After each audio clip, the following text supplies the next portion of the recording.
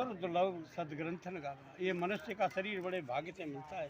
देवता इसको तरसते, तो देवता धरती पर नहीं उतर सकते, न वो यज्ञ कर सकते हैं, न जप कर सकते हैं, न तप कर सकते हैं, न दान कर सकते हैं। इसलिए मनुष्य के साथ शरीर पा करके नर तन पाए विषय मन दही और पलट सुधासम सठ विसलई।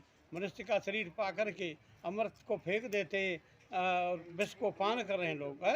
तजे हरि भजन विषय मन दही, भगवान के भजन को छोड़ दिया, संसार में फंस गए। संसार तो असार है तीनों कालों में, ये सार ही नहीं है, मिथ्या वस्तु है। मिथ्या उसे कहते हैं जो एक रस नहीं रहती।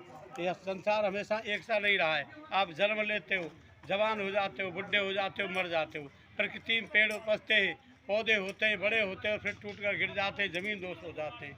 ये संसार अदृश्य है, यदि नाशवान वस्तु है। नाशवान केवल सत्य केवल ब्रह्म है। ब्रह्म सत्यम जगत मिथ्या।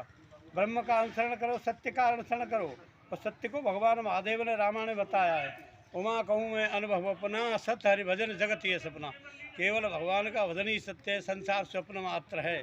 इसलिए स्वप्न मात्र में मत जाओ। ये सेमर का पेड़ है, जैसे सेमर का पेड़ बड़ा सुंदर लगता है, तोता आता है उसमें, उस फल को देख करके एकदम उसको फोड़ता है तो उसमें रुई निकलती है, कुछ नहीं निकलती है। ये संसार पेड़ सेमर को सुगना देख लगायो, और मारी चोंच रुई निकल जाई, सिर धुन धुन पछतायो, भजन बिन बावरे वैसे ही जन्म कमायो।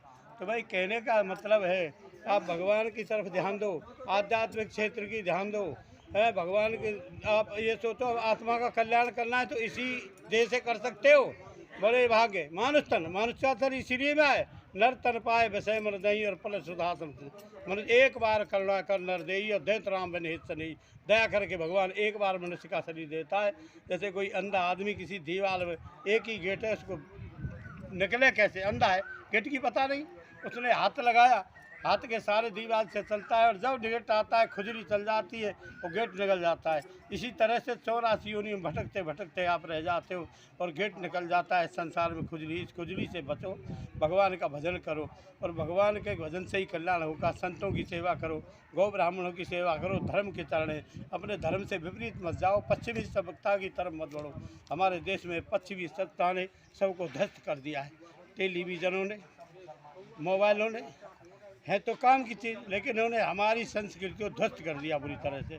हमें संस्कार नहीं दिए, हमें बच्चों में संस्कार देने वो देने चाहिए। अरे हमारा बच्चा सेवा नहीं करता है, तुमने कितनी की, आपने कोई संस्कार दिया इसको, अपनी संस्कृति पढ़ाई। जब हम पश्चिमी सभ्यता की तरफ बढ़ रहे हैं तो वहाँ तो ऐसा ही होगा।